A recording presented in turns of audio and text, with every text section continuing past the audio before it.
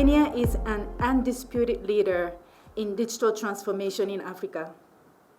The country's bold digital agenda has led to immense growth in the investment and innovation of a digital infrastructure, a technology booming startup ecosystem, progressive public and private investment, all of which are supported by a favorable regulatory environment. Our study data corroborate this position. The study, however, goes a step further to shed a new light on people's perception and experience of digital services in Kenya. This first of its kind study sought to quantify people's satisfaction level in terms of access and users of digital services. This study also sheds new light on the degree to which Kenyans rely on and are satisfied with digital tools and services. At Dalberg, our mission is to build a more inclusive and a sustainable world where all people everywhere can reach their fullest potential. We felt that it's important to bring people's voice, people's perspectives into Kenya's digital transformation journey to build an inclusive, not just a digital economy, but an inclusive digital economy. Ladies and gentlemen, this nationally representative survey creates a comprehensive account of how digital services support and impact people's lives, people's satisfaction, and concerns about using digital services. The depth and dimension of a digital divide and challenges people continue to face in accelerating in accessing and using digital services. And finally, the enabling resources, applications, services, and a supporting ecosystem required to deepen people's participation in the digital economy. The profoundly disruptive COVID-19 pandemic provided the backdrop of this unique study. As the findings will further elaborate, this prompted many Kenyans to accelerate their adoption of digital services. The government and the private sector also used this period to accelerate important digitization policies and investment. Our study gathers evidence on which segment of. In some cases, we find the direct evidence that a government and a private sector interventions are beginning to accelerate usage. We hope that these survey results can both point to the ways of accelerating digital adoption beyond the pandemic and highlight where gaps exist that may require large or more targeted interventions. As we share these findings, we do not attempt to present a holistic view of a digital economy, nor do we recommend specific interventions. Our data, however, updates key digital usage and adoption metrics and provides the new insights into the experiences, attitude, and a sentiment of Kenyan residents. Because the study is limited to the demand-side views of the people's voice of digital usage in Kenya, it does not attempt to capture supply-side or ecosystem dynamics in a holistic way. Hence, we avoid making presumptive recommendations. Nevertheless, our hope is that various stakeholders, from government to the private sector to academia and civil society, can draw on these findings and the survey data sets to reach a clearer understanding of the different Kenyan consumer segments and their needs and challenges and aspirations, and that can form the basis for further research and customized solutions to enhance Kenyans' participations in the digital economy.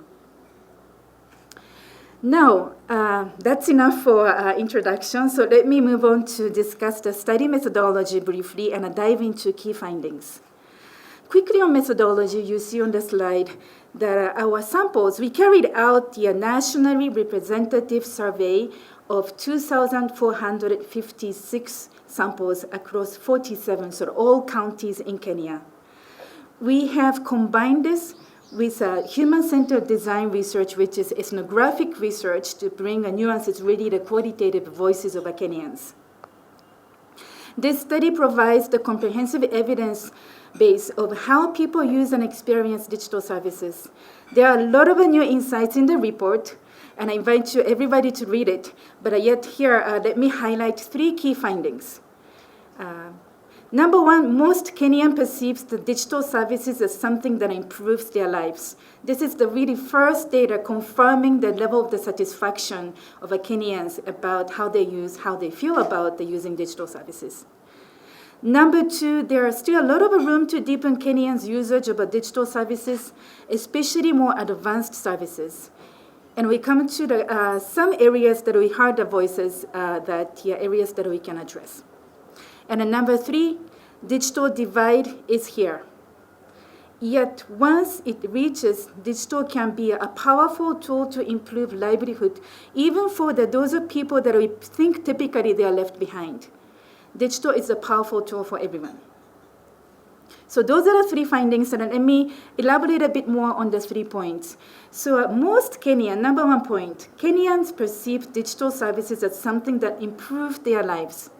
In our survey, the one page before, in our survey, 84% say that using digital service has improved their daily lives.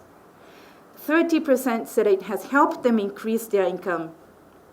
1.2% unfortunately said that digital has worsened their lives, but it's minority, and remember this has happened during the pandemics. And the next page, and in terms of the usage, 94% use mobile money, and 44% of them increased the use of mobile money using the pandemic, partially thanks to the fee waiver. 27% use e-government, and importantly, 81% of these people who used e-government have used the Huduma Center for support, so highlighting the importance of a hands-on support. Now, 45% anticipates that a Huduma number can improve their access to the use of digital services. And what's important, and this number exceeds those who are yet to be convinced of the value of a Huduma number, which is 19%. So what we took away from this statistic is that Kenyans are embracing the use of digital services, and many are on board for greater digital transformation. Moving on to the next point, there are still a lot of room to deepen Kenyans' usage of digital services, especially more advanced services. Penetration of certain services is very high in Kenya. This includes what we all know, mobile money penetration, which is the backbone of various other services that can be layered on. And this is supported by a strong foundation to support the digital economy that Kenya has been building. However, most people are not tapping into some more advanced services. And I give you an example. So 44% of self-employed or business owners use digital for their livelihood or business. 44 is a fairly good number. And out of these people, 86% use it for communicating with customers and vendors. Yet only 15 to 18% use it for more advanced services such as keeping record, tracking stock, selling or buying on digital platform. This is still very limited. In addressing some of the challenges and continuing investing in establishing resources can further deepen Kenyans' participation in a digital economy, and our study captured 3 critical areas to address from people's voice. Number 1 is the national addressing system. To highlight the importance, 40% of e-commerce platform users reported the challenges in receiving deliveries due to lack of precise street address and the logistics complications. And this has been noted as the major limitation in using digital services for trade and commerce. And we know that a major effort for launching national addressing system is ongoing by government, and we believe that that is a great opportunity to unlock more and a deeper use of digital commerce. Number 2 would be hands-on support. So the study confirms that access to hands-on support is critical in helping Kenyans deepen their use of digital services. I've mentioned evidence of how these supports, such as those offered at the Huduma Center, are used and appreciated. Our study also found that a lack of such access is limiting people's usage. Some says Huduma Center is too far. Farmers using digital services indicated they're limiting their use because they don't get a support from a field agent. I believe that one day digital may replace many of our in-person support. and operations, yet for now, people can take advantage of digital services a lot more if it's offered together with the hands-on support. And finally, another critical area to address, digital fraud and safety and people's concern around it. So 90% of Kenyans are concerned about the digital safety, and nearly 30% reporting that they have experienced the digital fraud. And this number actually is not higher when it compared to the other countries. However, the data tells that people's voice tells that it is a limiting factor for a deeper usage of digital services.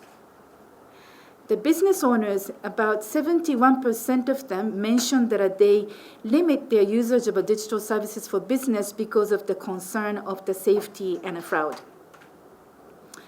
Now, various efforts, including implementation of a Data Protection Act and the appointment of a Data Protection Commissioner, those efforts are ongoing.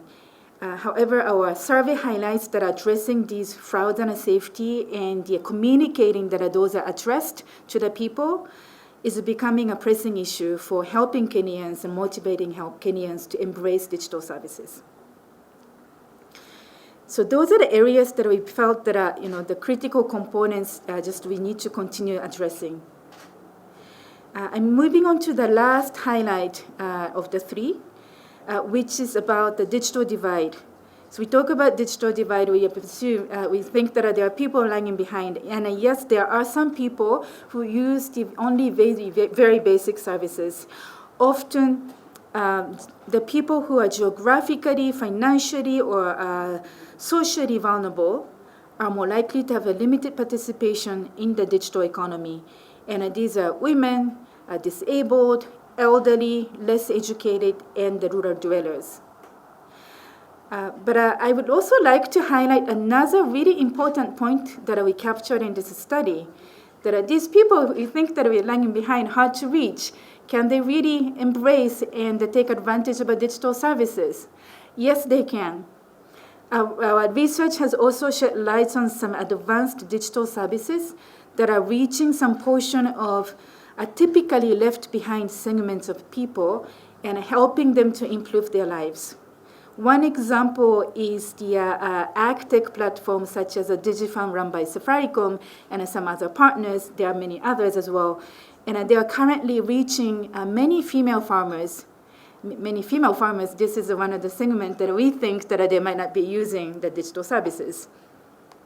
And I would like to actually put the quotes here if we can on the slide, but otherwise I'll read it out. My favorite quotes from our research in Meru, from a farmer.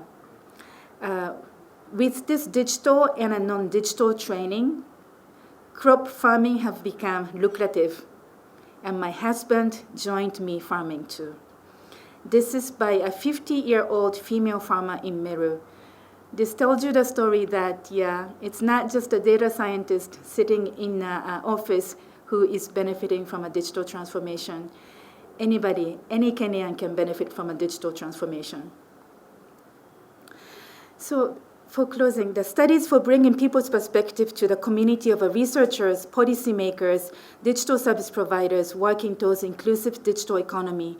We hope our report will contribute to everybody's effort and ultimately to Kenya's inclusive digital transformation. Thank you. I'd like to now welcome our chief guest, Bilha Ndirangu. Bilha is the CEO of Africa Leadership Academy. She's driven to build great organizations that will shape Africa's future. She has been the CEO of Africa's Talking. She was also the first employee of Dalberg's Nairobi office, where she advised governments, corporates, and foundations across Africa on solutions to African challenges. When she's not imagining Africa's future, you'll find Bilha completing a workout at a local CrossFit. Let's give Bilha a warm round of applause as she joins us on stage.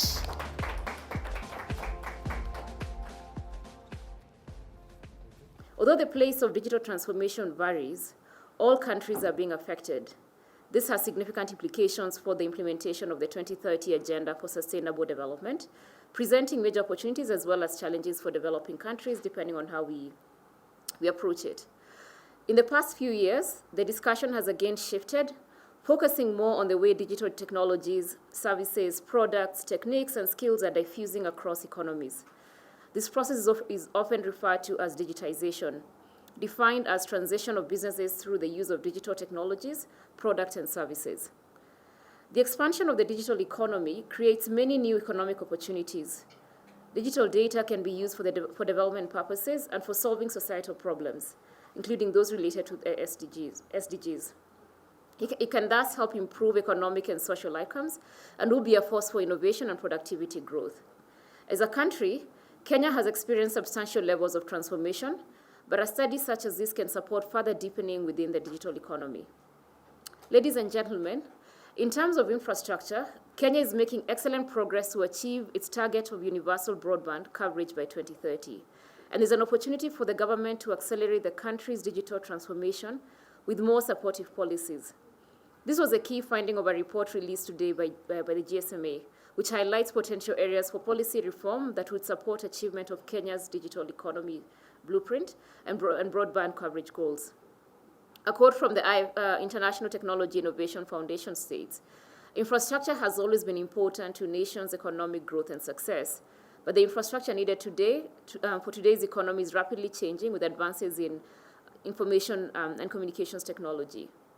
According to a blueprint on Kenya's digital economy released in 2019, digital infrastructure supersedes the normal infrastructure in that it has information technology capabilities embedded within it, thus rendering it to be smarter, more efficient, and more responsive.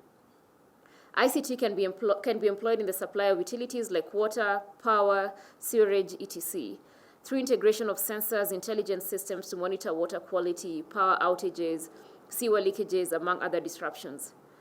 Governments should therefore consider expanding their roles and participation in the digital economy through expansion of national broadband coverage, creation of conducive regulatory environment, provision of digital economy incentives, provision of logistical services through transformed digital postal services, etc. Ladies and gentlemen, skills development is another opportunity to deepen digital participation. There's a significant need to build relevant skills and other capabilities to enable active participation in the digital economy. Courses in tertiary education and vocational training dedicated to e-commerce are recommended to help close the gap between knowledge and skills of current graduates and the needs of an increasingly digitally enabled private sector. At this juncture, allow me to laud the role played by the Ajira Digital Program established by the Government of Kenya through the Ministry of ICT, Innovation and Youth Affairs, which aims to link 1 million Kenyan youth to access dignified work through digital platforms. Business support organizations may need to refocus their services so as to tailor them to the requirements of the digital economy. Ladies and gentlemen, on e-government and governance, a 2016 on public sector ICT conducted by the Kenya National Bureau of Statistics and the Communications Authority of Kenya, CA, concluded, among other things, that the thrust of Vision 2030 with regard to the ICT sector is to transform Kenya into a knowledge and information-based economy by enabling access to quality, affordable, and reliable ICT services through innovation and e-government. This leads to a more efficient public administration, provision of better services, and response to demands and enhancing transparency and accountability. Ladies and gentlemen, the mobile market in Kenya has expanded rapidly over the last decade, with the percentage of Kenyans connected to mobile services increasing from 30% in 2009 to 52% in 2019. According to GSMA, this number has the potential to grow to 58% by 2025. Mobile money growth has catalyzed innovation, as well as development and usage of other services and applications. However, it is our prerogative to entrench ourselves as champions to inclusive transformation. Studies such as the one that we are launching today play a big role in bringing perspectives to the users and ultimate beneficiaries of the digital economy. We hope that these findings will inform the development of policies and strategies that will enhance Kenya's participation in the digital economy. And it's therefore with great pleasure that I invite Naoko back on stage, together with Robert Karanja, who's Director responsible for technology at Omidyar Network, to join me in officially launching this report. Thank you so much for your time.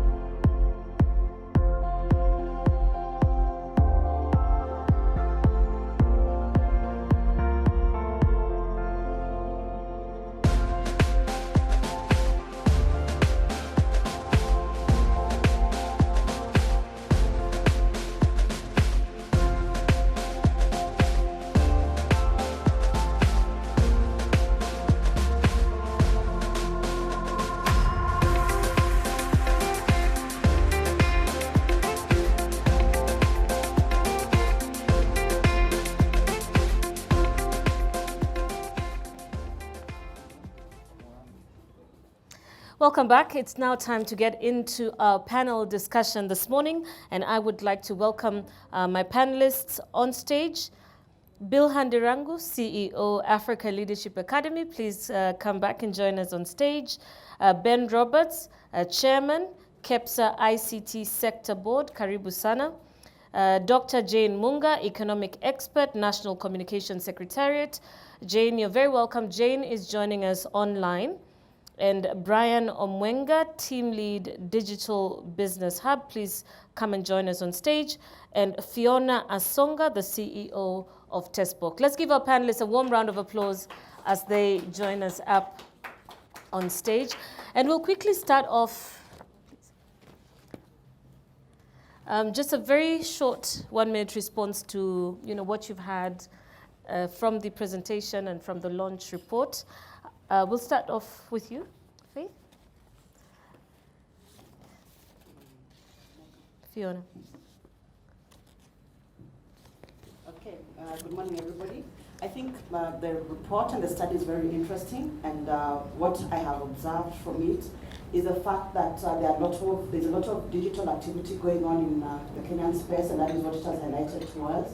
And we need to pay attention to what is going on within that space, especially for Testbook, being that we have industry service providers, we are the ones who provide the connectivity. I think our job is cut out for us in terms of opportunities, in terms of what we need to do to ensure that we can get more Kenyans online, in terms of ensuring that that online space is also safe and conducive for all the different range of activities that have been highlighted in the report. All right. Thank you so much, Fiona. Brian? Thank you, Terry Ann. For me, what I'd say is the interesting bit that the report introduces is the reality on the ground. I think there are a lot of decisions and a lot of conversations that take place in boardrooms, that take place in a lot of government, you could call it government forum, but this actually brings, to a certain extent, Wanjiku into the conversation. And I think it's something that needs to be intensively paid attention to. Not only from the leadership, but also most importantly from the sector in general, because I believe the sector is an integral partner in making the digital economy realized, and I would really want the sector to pay attention to this. All right. Thank you so much. Billa? I think for me, there's lots of things that come to the report, but the idea that when you think about the number of people, say, who are using e-citizen or government services and just how that has transformed their lives, tells me that digitization is, well, not cheap, but it's probably the easier way to leapfrog the economy and just get Kenyans and Africans in general to begin to access a higher quality of life than they currently do. And because we don't necessarily have the luxury of sort of developing at the same pace that other countries have developed, we can sort of leapfrog our development and improving the quality of lives for our people by becoming a lot more digital aware and looking at every single sector of the economy and saying, okay, what can we digitize about this? And that, I think, will really help improve the lives of people without necessarily having to spend loads and loads of money in traditional infrastructure. All right. Ben? Yeah, thanks. I mean, for me, it's shown me a lot of things I already knew. I already knew I work Pan-African, so I knew how far ahead Kenya is in terms of this digitization, and it started with building infrastructure quite early. With some countries are just getting that infrastructure for the first time. But I think some of the more worrying trends are around the bigger digital divide that we also knew about, but I think you're really seeing it and getting insights into it, getting insights into what that means for somebody who is among the digitally excluded. And also, the great stat is about the people, far more people saying it has a positive impact on their lives, and very, very few saying it's had a negative impact on their life. I think part of the often the used excuses for not digitizing is people are worried about safety and this and those things. But actually, even with all this 29% experienced fraud, which is a lot, most people are saying this is a good thing. Right? So there are some areas for intervention, but it's very encouraging. But I think it really helps us understand a lot of things. All right. Thank you, Ben. Dr. Jane, are you with us? Dr. Jane, if you can hear me, we'd like your opening thoughts.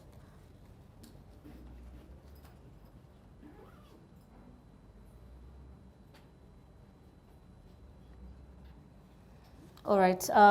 We will come to Dr. Jane when we're ready to have her back online. But I'd like to start with you, Bilha, just kicking off from the opening statements as well as the report itself. Kenya has established itself as a go-to country for many startups, and we've seen that over the last couple of years, Kenyan startups really making a mark on the global scene. But we're seeing a disparity between startups in the rural areas and startups in the cities, so to speak. What effect can devolution have on that space? I think the way to think about this is to look at what has actually helped startups in the urban areas become what they ought to become. And usually, and I think there's been lots of different studies, but usually the thing that makes a difference is access to talent. So do you have the right talent that allows you to build great companies? Do you have access to funding, or at least the know-how on how to access funding, and investors, etc. And in many ways, investors will come to Nairobi and meet the people, the companies that are in Nairobi, and people know each other, and it's a fairly close-knit ecosystem, and so they'll be like, oh, I know this other company, you need to talk to them, and sort of there's a lot of interesting sharing of information and knowledge and funding that's sort of flowing among the urban areas, or at least companies in the urban areas. And so there has to be a lot more deliberate effort to sort of say, okay, the things or the factors that are needed or that have made Nairobi or companies in urban areas succeed, how do we deliberately take that to other counties? And I think this has to be a lot more intentional. So for example, when you think about funding, which is usually one of the biggest needs that startups have, are we being intentional to go out there and tell people this is the kind of funding that's available, and this is what you need to actually do to prepare for it? Are we helping companies become ready for funding? There's things around mentorship, and you think about it, like there's lots of accelerators and incubators that have actually helped companies get to where they are. But we don't see these accelerators or incubators outside of Nairobi, or maybe one or two in Mombasa. So maybe there might be some need to say, either we'll build the accelerators in those sorts of places, or we'll actually actively go out and seek out companies in those places and say, hey, come spend some time in Nairobi, or spend some time in this, this accelerator, and then go back and build what it is that you need to build.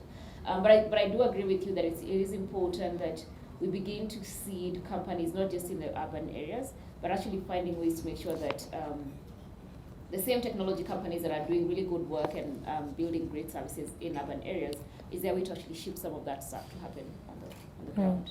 Oh, well, thank you.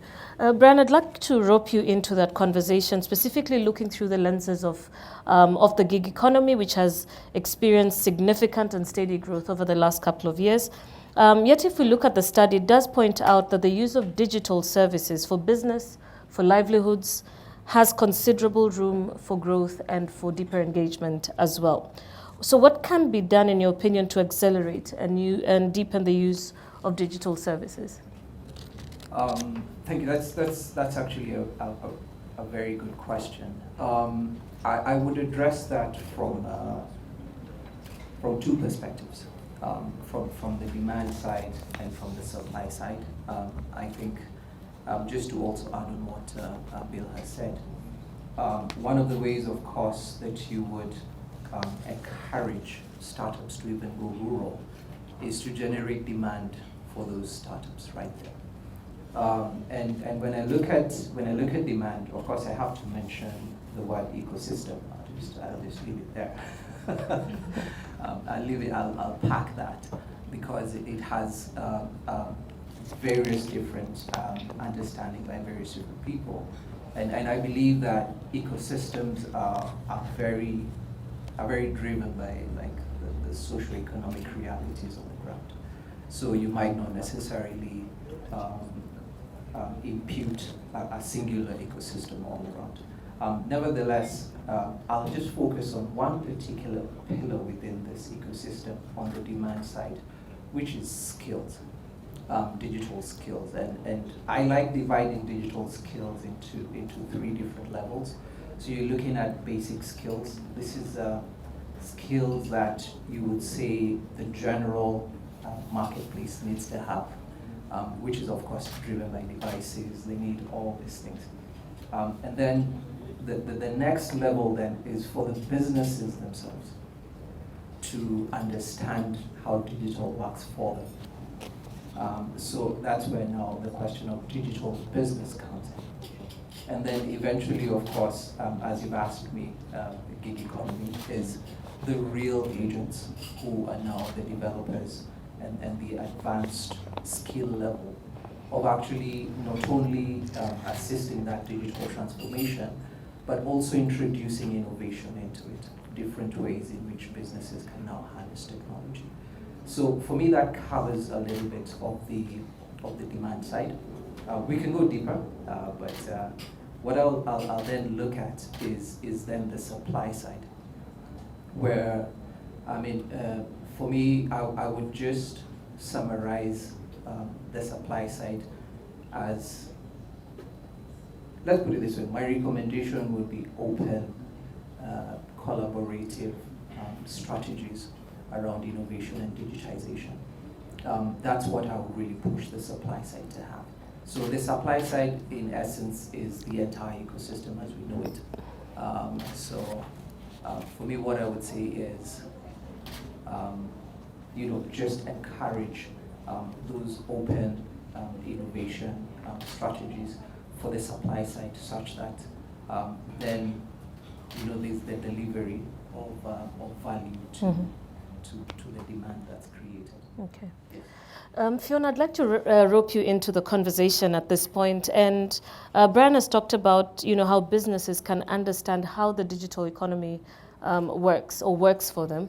And when we come to people, if we look at the report, there's also a bit of anxiety. And some of the numbers that have been bandied about, I think 30% have experienced some sort of digital fraud. From your perspective, what are some of the issues that we should be thinking of around this? And what's my responsibility as a user of the digital economy and as a person to protect myself, so to speak? Thank you so much for that question. I think when we get into a digital space, one of the things that as a user you need to think about is what values do you hold? How do you live your life? Because a lot of the times we tend to transfer our normal value system onto the cyberspace. And if we can begin to review our value system and think of ourselves in terms of digital citizens and wanting to have an impact within the digital space as digital citizens, where I would define a digital citizen really as someone who's using the internet regularly and being able to effectively use it. Effective means that you're using all the platforms in the right way, in the right manner, and you're able to then contribute towards improving the social systems, the economic systems, and development within the society in which you're in. That is what normally a good citizen is in normal life. In the cyberspace, things don't change. So the first onus begins with responsibility on you yourself and how you do your things. So you yourself, you're responsible for how you communicate, how you engage, and how you use the cyber platform, because then that determines also how others will interact with you. If I go to the cyberspace and I give out all my personal information, for example, everybody will use it. In everyday life, if I go to my house and I don't lock it and I leave it open, anybody can enter. When someone enters my house and picks the TV, picks the whatever they find, whose problem is it? It's first of all my problem. Why? Because I did not lock my house. So the first part of security begins with me. As a user, what measures am I taking to be a responsible digital citizen to secure my information first, before anybody can secure it for me? And some of these are things that people have taken for granted as they've gone online. And because you don't think about it, when a fraudster calls you and asks you for information and sends you a text message and tells you, send me money to this number, you quickly do it. Why? Because you've not thought about who are you? Is this the right number I should be getting communication on this from? Is this the right email that should be sending me this kind of information or asking for this information? We do not think about that. Then the other thing is that we do not think about whether we are going on to secure sites or not. We get a link, we click on it. We don't take time to investigate what link is this, We click, we start putting in all our information. Why? Because we've been told, oh, there is some money, I'm going to get $1,000. Who's giving out money? There is no Father Christmas, there is no Red Cross in the cyberspace, there's no one giving out money. And I think the challenge with Kenya is that we've gotten caught up in the betting game thing. And that betting mentality is hitting us hard in the cyberspace. Because people think there is free money. There is no free money. There is nobody, there is no account anywhere, there is no entity anywhere that has got free money to give and deliver and share out. And those are the basic things that we need not to think about as we are going on and we start clicking on the link. We need to check, is it secure? Now, awareness to the public is something that has not quite happened in some of these things. Because we talk about them in boardrooms, we talk about them in meetings like this, but who is making an effort to educate the public so that they are aware, the average Wajiro that this report has referred to is not aware that when you get a link, you have to check whether that link is secure or not. You have to ask yourself some critical questions. Who is this communicating? What are they asking for? Should I give this information or not? And also sometimes just having numbers of the different entities that do different e-commerce activities to call the call center and ask, have you asked for this information?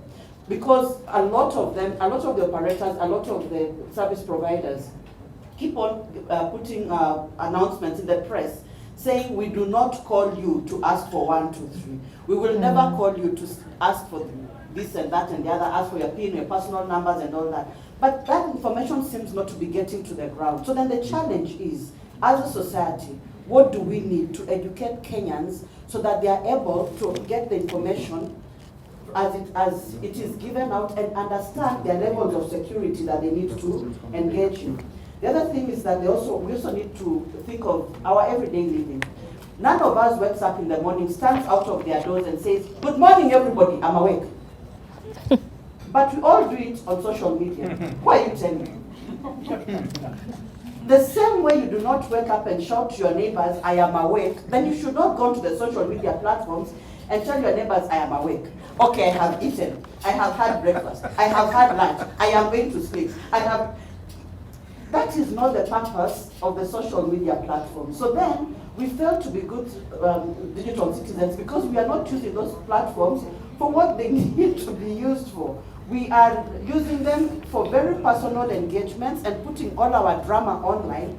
Yet the social media platforms are not for that drama. And the one rule that I always tell people every time we're talking about the digital citizens is we need to think. The think rule is very important, and that's the one thing that Kenyans are not doing when they go online. That means that whatever you put online must be true. T is for the truth. please post the truth. H is for helpful. Whatever you put online, how is it helping others? And that is why you're shouting good morning is not helping anybody. So how helpful is it? How inspiring is it? Is what you're putting on inspirational? Is it going to build somebody else? Then is it necessary? You don't have to put everything about your personal life online, you know? You don't have to put everything about the nitty-gritty. You know, this airing dirty linen in public has become very popular in the cyberspace because we seem not to adhere to rules of etiquette. We do not air dirty linen in public. So is it necessary for you to put it online? And finally, the K, are you kind? Please be kind even to your fellow readers. There's things people don't want to read. Just be kind to us and don't put it there. If your private manenos, please keep them to yourself.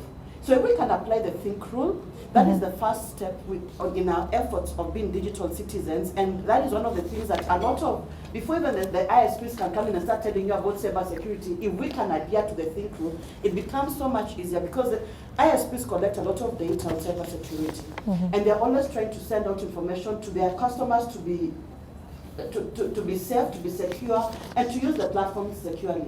But if you don't think this information is important, and you think what you are engaging in is much more important, then it will pass you by. So I think I'll leave it at that, because others I can talk about this. Thank you so much. And I'm one of those people who says good morning, but but I talk about the weather so you can know what to wear during the day. But thank you. It's necessary. Well, thank you so much for your thoughts on that. I'd like to rope in Ben Roberts into the conversation. One's ability to use digital services has a lot of bearing on the uptake of digital services. The study reinforces previous finding that access to hands-on support is critical in helping Kenyans deepen their use of digital services. You know, we've seen the report highlight Huduma services, and you know, we all have relatives who may be not in Nairobi, and you'll get the occasional call, how do I do this? How do I access my e-citizen, for instance? In view of the cross-cutting nature of the digital economy, what multi-sectoral approaches can be adopted to ensure increased digital services uptake across all sectors? Yeah, thanks. If you look at the most successful digital service across the country, we knew anyway, but it's mobile money, right? But it's not by coincidence. And I remember an interview with Michael Joseph when he's interviewed on CNN by Richard Quest, where he talked about how he sent people out to get 1 million. Their target was to get 1 million users of M-Pesa in the first year, and he said after that it would be viral, as he put it. But by sending his people out with the target to get that many users, and they've obviously amassed a lot of countrywide agents. You've then got a network of people to show other people how to use it. It becomes a gravitational effect, and you've got the network of countrywide agents who are there. It's their business to show people how to use it. So it isn't by coincidence. Safaricom invested in getting M-Pesa out to all of the country. One of the perhaps surprising stats here was that only 49% were aware of e-government services.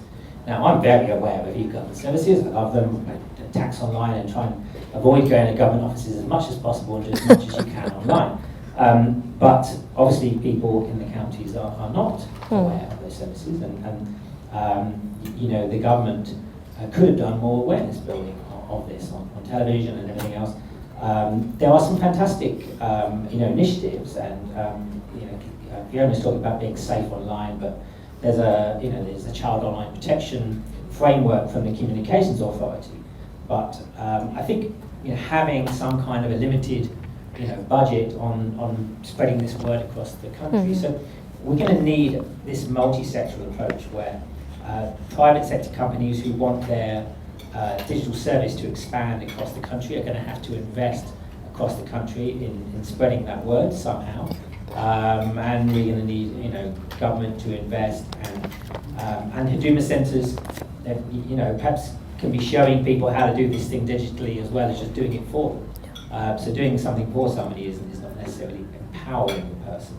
I think it starts with, it's also going to start with the young informing the old.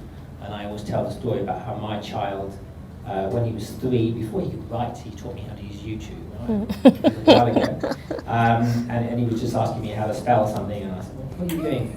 And he was typing in into YouTube looking for Superman versus Batman videos. He couldn't write. He could read a bit.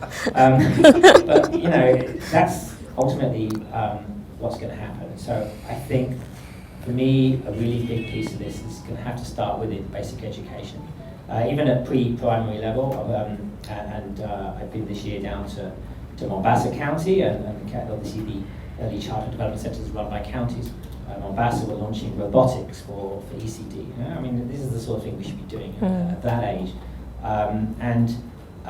Then when we get to primary and secondary education, there is a massive digital divide in available connectivity and the use of connectivity. Schools do have, primary schools have tablets, and many of them, and secondary schools, a lot of them have computer labs made of, or desktop computers, but very few have connectivity. There's been a project by the CA to roll out connectivity in secondary schools, and now there's an ongoing project of UNICEF. They're doing primary schools, starting with primary schools, but in a global initiative to connect all the schools in the world. So I think it starts with that. If you can get children not just having devices, or not just having devices that are stuffed in the cupboard, getting online and using them, having the connectivity, having the teachers and support who are not afraid to use them and empowered to use them, and knowing as well. It starts there with basic education, and then another piece of it is around time, and there's this sort of stat around the adult female farmers being some of the least likely to use digital services. Well, an adult female farmer doesn't have time to use digital services. She's too busy getting up in the morning, fetching water, watering the crops, putting the kids to school, etc., etc., etc. So if we can have technology innovations aimed at, in the agri-tech space that can save people time, then at some point they'll have time to watch cat videos later. So I think we really all the providers in the Kenyan digital, the local companies in the digital economy need to contribute. There's a government space. We need our supporting regulators to take part in it, and we're in this together. When we talk of digital economy, it's a partnership, a journey that I think we're all in together as education, as ICT, as private sector, and I think that's where we need to be heading. And then the infrastructural challenges will come. If the demand is growing, then more investment will be made in those to help Jane's internet get faster, so she can. So I think that's all right. Thank you, Ben. Do we try Jane again? If not, or as we wait to do that, I'll just rope in Fiona on the question of some of the national efforts that have been done to address digital safety concerns, such as the implementation of the Data Protection Act and the appointment of the Data Protection Commissioner. What mechanisms for redress need to be strengthened? I think the biggest challenge with the setting up the Office of the Data Protection Commissioner has been the awareness to the public on to what extent they need to engage with that office. There hasn't been sufficient understanding to a level that enables appropriate participation within the digital space, so to say. The reason being is that a lot of people assume that the Data Protection Office is for the ICT sector. It is not. It is for every sector of the economy that has to deal with personal data, whether be it health, be it finance, be it security. Anybody that has to deal with personal identifiable information has to align to the regulations under the Office of the Data Commissioner. Unfortunately, because of failure to understand that, even when the regulations were set up and they were trying to reach out, it seemed it was only the ICT sector that was constantly engaging and constantly participating. And so that has locked out a number of critical economic sectors that need to be involved in that conversation. So first of all, before we even go back and look at those regulations again, we need the participation of everybody. We need those sectors of the economy that have not looked at the data protection law and the regulations to go back and look at them and to realize that those laws do not just apply to online data, but any personal identifiable information, whether hard copy or in soft copy, whether online or offline. They are all guided by those principles. And therefore, everybody first has a role to play, and they have a responsibility, and there are going to be fines and penalties, unfortunately, to a number of entities who have not participated or understood the role of the data commissioner and the regulations and the laws that have been created therein. So first starting point would be for everybody, every Kenyan that has to handle other people's data, you need to have permission to do that. There are guidelines on how you should do that, and you need to read the data protection law and regulations to do it appropriately. Secondly, once we have understood that, then we begin to know the limits and responsibilities of individual participation within the online space and where we have to deal with individual data. So that for me is the biggest starting point and the biggest gap that hasn't been filled ever since we began the discussions on the data commissioner and the data protection laws and the office. And because that has not been appropriately addressed, we are moving forward, but with a very challenging function for the data commissioner, because she sort of is expected to deal with people who have not bothered to recognize that she's so empowered and she has a lot of say within the space to influence and impact how we engage. On a lighter level, I think as individuals, you need to know that you are not obliged to give all your information online. Entities that collect your data should tell you why they are collecting it and for what purpose, and only pick the data that they require for the purposes for which they need to engage. You do not need to give more information than is required. And those are some of the things that are going to change the space a lot, because people are used to asking for ID. Then I give you my ID, you pick all my information. Then you're still asking for my telephone number. Then you still want to know where I live. You've already gotten my ID. Choose, what do you want? What identifiable data of mine do you really need? And have the people who pick all that data, they're just collecting it. Then someone else will pick that data and then go and register as with political parties we've never had of. And we are wondering why we are belonging to political parties and yet we do not have any political affiliation. We need to be able to be aware of how our data gets handled and for what purposes. And if someone is telling you they're going to do more than you're comfortable, you have a right to say no and to deny to give that data. Thank you. Thank you very much, Fiona. I'm told we do have some comments or questions coming in from our online audience. If we're not able to see it on the screen, can I get it on my phone?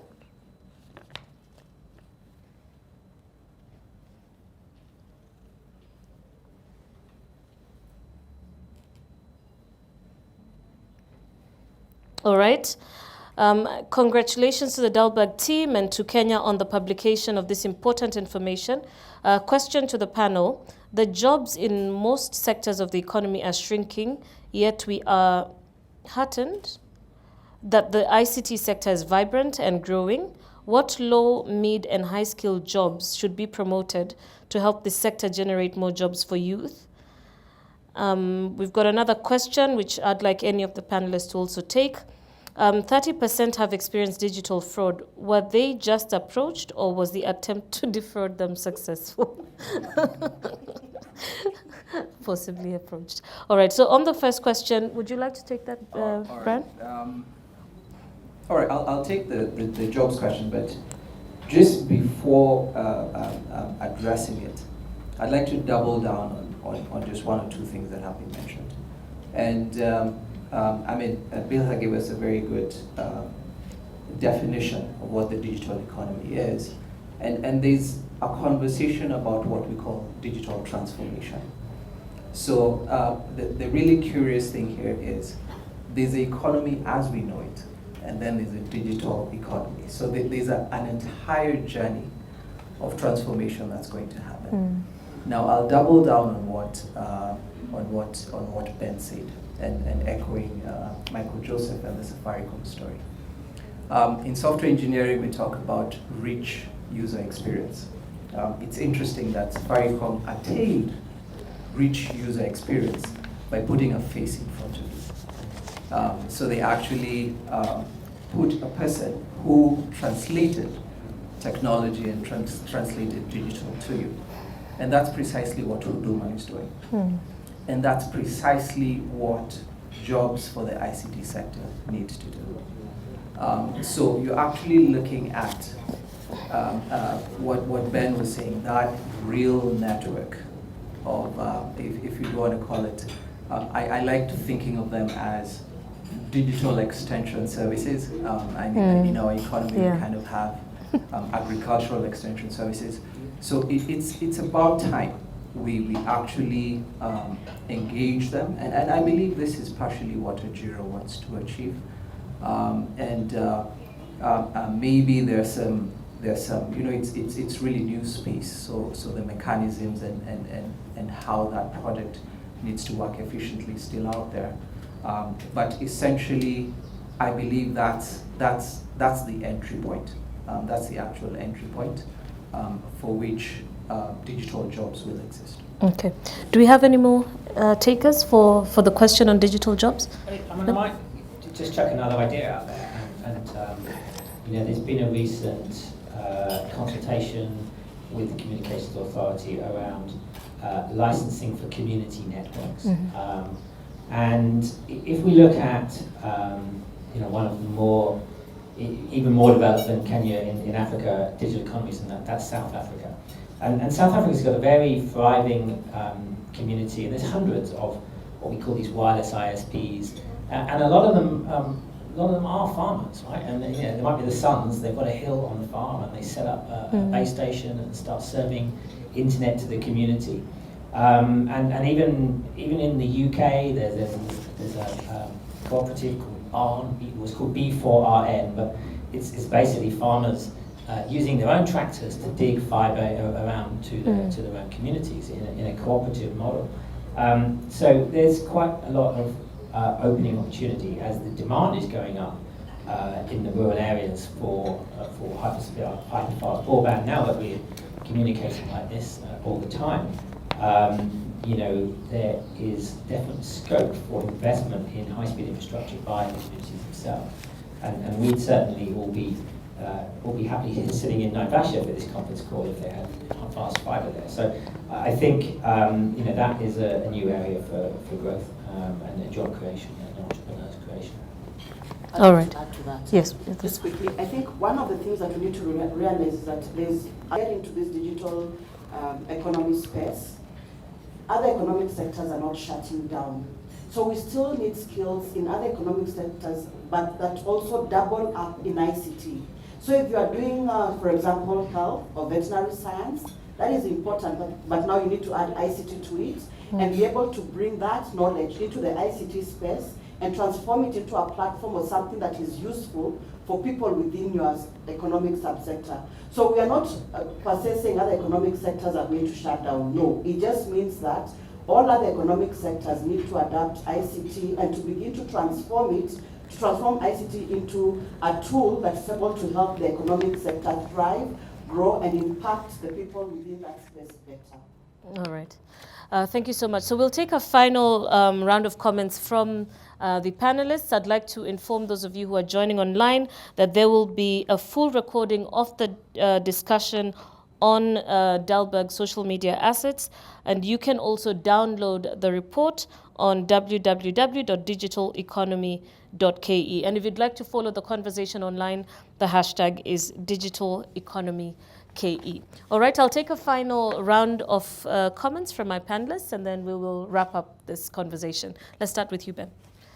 Yeah, thanks. I mean, I think you mentioned, or Bill mentioned in the introduction about where the phrase digital economy was first,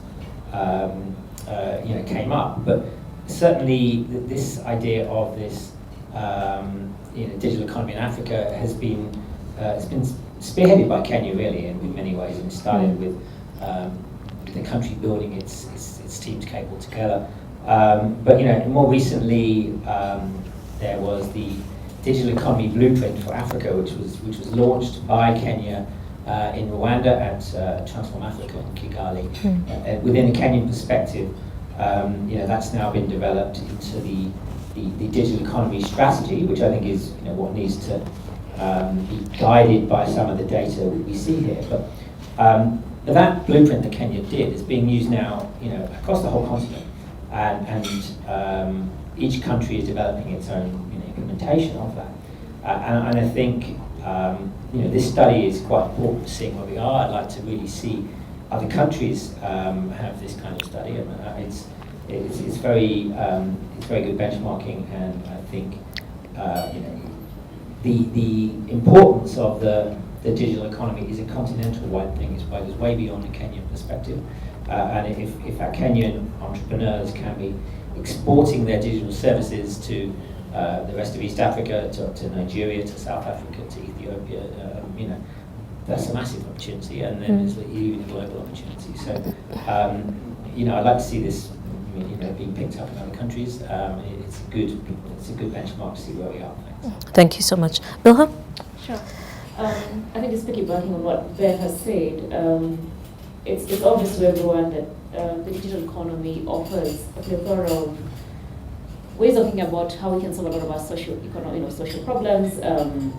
The whole digital transformation journey can create a lot of jobs, and toward the whole idea around bringing ICT in different sectors. When you think about it, like the possibilities are, they're limitless. You can imagine if we started providing veterinary services through, mobile apps, etc., and what does that actually mean? So both in terms of the kinds of jobs you can create, but also in terms of reach, etc. So that ICT is needed, I think, it goes without saying. But I think being a lot more intentional and deliberate to make sure that we are bringing, we actually, both as a government but also as a private sector, we are actually using that. We're using digital transformation as the way that will leapfrog or springboard Africa. I think it's important to constantly, enhance our message. And I think the idea that we have services that are being offered by governments, we have services that are being offered, or at least people, even initiatives that have been offered by, by the government but are not well known. I think it is important, and maybe this report actually helps begin to accelerate some of that stuff. But how do we make sure that it actually gets to the last person on the street? How do we make sure that someone in Turkana has just the same amount of knowledge as someone in Nyeri, as someone in Kiambu, or Nairobi, as to what's available to them, etc. And there's quite a lot of work that needs to get done on that. But I think in doing it, we'll create a lot of social economic equity, as it were, but also at the same time create jobs and just really open up a whole new economy for young people. Even as you're thinking about the youth bulge and what are the opportunities that we need to create for them, what are the jobs we need to create for them, etc. The more intentional we are about some of the things that the report has highlighted, I think we'll actually solve a lot of those kinds of issues. All right, thank you so much. Brian? Thank you. So in cloud technology, our foundation of cloud technology is something called virtualization, and that has very interesting parallels to the transformation journey. And in that, there's always an event called P2V. I'm sure everyone, Ben definitely knows, he can give us an entire lecture on this. But this is precisely what Fiona was talking about, physical to virtual. So the physical of what we know and how it will appear in the virtual space. That is going to happen. It's actually going to happen to everything within the economy. She's alluded to it. How will vet services look like in the virtual world? How will all that, how will everything that we understand, how will every vertical, how will every value chain look like in the digital world? And that is happening, whether we like it or not. Schools didn't want to invest very much into technology and internet connection. All of a sudden, the pandemic has sent all kids home. All of a sudden, schools are like, all right, fine, let's get online. Yeah. We have to get online. Yeah. So that has actually made that a reality. And yes, Bill has said, look, it's going to help in leapfrogging. The truth about it, even echoing what Ben has said, Kenya is leading, but Kenya is also playing in a global playfield. And let's not kid ourselves. We still have to work quite a lot. And my answer to that is going to be one word, and that's what I'll live with, and that's competition. I believe that the sector needs to collaborate. We all need to collaborate. We all need to work together so that we can compete at a global level, so that we can go to Nigeria, so that we can go even into Asia. Yeah? And that's one of the things that I've been trying to do. We'll probably discuss about the tech circle some other time. But the idea is that to really try and encourage the tech sector to work together first within our space, and then from our space then springboard. And I believe Kenya will continue being the leader in that, and we probably might be an icon for a lot within the world. All right, thank you, Brian. Fiona? I think this discussion and the report have been very important in highlighting, because I think this is the first report we're seeing on the digital economy since Kenya launched the digital blueprint. And it gives us very good insights into what we need to do to be able to ensure that the digital economy is all inclusive and everybody can participate and participate appropriately. And I think it brings to the fore a number of challenges that we need to work on as a country to ensure that there is equitable access, to ensure that there is security online, to ensure that our social economic structures are being supported appropriately by ICT, and to also look at the gaps within our laws and see which laws do we need to improve, which laws need to be worked on. So this as an initial report gives us a very clear status of where we are at as a country. And I think using this, we should be able, I expect that we will be able to jointly, collaboratively work together, because I know that getting government to get some things done is a bit of an effort, but we keep on lobbying, as Tess spoke, so we can so that we can improve on our laws and be able to have an environment that is conducive and suitable for economic growth. Even as the transformation happens, we need to be able to cushion our citizens by helping them understand the transformation that is going on. Sometimes lack of information creates a lot of anxiety, and a lot of people begin to give up before they've even begun the process. So we need to be able to communicate appropriately so that people know that their skills today are still relevant, and how then do they transform them to the next level. There may be programs that are very specific, targeting specific skills, but if entities are able to approach industry associations and bodies, entities like KEPSA, entities like TESPOC, they would be able to get the right support and direction into what skill set do they need them to develop to help them meet the gaps that are lacking, so that people do not feel that their skills have now become redundant and are not useful. Then we also need our government regulators to stop working in silos but to collaborate. It's easy for private sector to collaborate, but it's much more difficult for regulatory agencies that are set up by acts of parliament to collaborate. So again, this highlights laws that set up these agencies that need to be adjusted so that they allow them to collaborate, so that we have cross-sectoral regulation by several entities, because that is the one thing that is really going to help us to leapfrog to the next level. TESPOC runs the Kenya Internet Exchange Point. Since the COVID happened, we have seen over 200% growth in terms of internet traffic, that is local internet traffic. We know that we can do better. So we are expecting that knowledge and appreciation of the digital space should be able to enable us have more local traffic being developed by platforms run by Kenyans, owned by Kenyans, hosted in Kenya, keeping that traffic in Kenya for Kenyans, because that is what keeps the exchange point relevant and operational, and will be able to impact and give the end user an enjoyable experience. All right. Thank you so much, Fiona. I'm informed that we have Dr. Jane Munga now online with us. Dr. Jane, if you can hear me, perhaps you could respond to our earlier question about the digital divide, and perhaps give us your closing remarks at the same time. Good morning, Terry-Ann. I hope I'm audible now. Yes, you are. And apologies for all the technical hitches. I think we'll get better as we move along. For me, first I wanted to thank the team for the launch of the program, but since we're in the closing remarks, I just want to pick up on what I've had some of the other speakers say, and also to emphasize the role of government is to ensure that there's inclusivity across the whole spectrum of digital economy. So we are looking at inclusivity from connectivity, ensuring that all Kenyans are connected.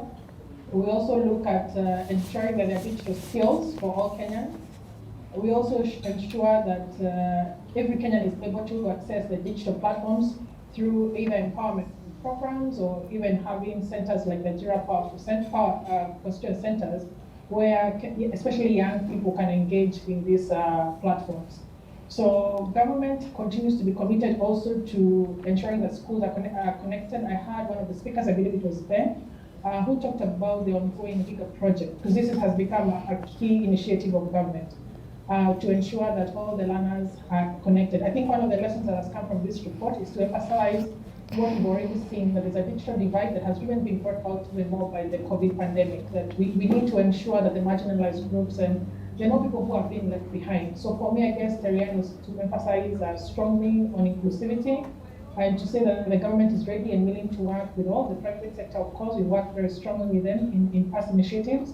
And even as we move forward in the digital economy strategy, we have now put targeted interventions for inclusivity in the digital economy. This is one of the new documents we'll be definitely targeting to release after the digital economy blueprint. So it talks about how government will be engaging to ensure that all the targeted interventions of inclusivity are there. But again, I know this is at the tail end, so I just want to thank again the team, and we look forward to further discussions on this very pertinent issue of the digital economy in Kenya. Thank you, Terian. Thank you very much, Dr. Munga, for staying through and for making time to be with us this morning. So we've come to the end of our panel discussion. I've got a comment coming through from James Mbugwa, who says, I think with regard to data protection in this digital divide topic is the issue of individuals and SMEs feeling their data could be accessed by the tax authorities or other government bodies. And I think this is what keeps most people from making deeper dives into these applications, like storing transactions or using them for planning and other purposes. Security of proprietary data will need to be addressed before you see more uptake of these functionalities. Thank you so much, James, for your thoughts on that. And for that, and at that point, we will wind up our panel discussion this morning. I'd like to thank all my panelists for being here with us. Bilha Ndirangu, the CEO of Africa Leadership Academy, Dr. Jane Munga, who is joining us online. Dr. Munga is an economic expert and national communication at the National Communication Secretariat. Ben Roberts, chairman of the KEPSA ICT Sector Board. Fiona Asonga, the CEO of Testbook, and Brian Omwenga, team lead Digital Business Hub. I'd like to now welcome Faith Mwachinga. She's a senior consultant at Dalberg Advisors, to give us her vote of thanks. Then we can wrap up on our side. Faith, over to you. Thank you, Terian. Thank you, everybody, for joining us for this discussion today. I'd like to, first of all, thank the Omidyar Network, represented today by their Director of Responsible Technology, Robert Karanja, without whom this work would not have been possible. Thank you so much. Also, thank you to all the esteemed panelists here today. Thank you for all your contributions and your insights that you shared. We really appreciate this conversation and really acknowledge them as a starting point to move forward this agenda. We would also like to thank our guests, both in person and those who are joining online today. We appreciate your presence, for enduring this conversation despite all the technical challenges. We hope that you'll continue to engage not only with all the information that's available on our report, but also carry on all you've had today in the various discussions you have, both in your work and in your interactions within your network. We'd finally like to thank members of the Fourth Estate, the media, of course. Thank you for joining us today, and we look forward to all the insights you'll be able to share along to the public as well, who might not have been able to join us today. Thank you, everyone, the BSD team, all the technical team members, all the people joining us and helping us put this together. We really appreciate all your effort. Thank you, everyone, and do enjoy the rest of it.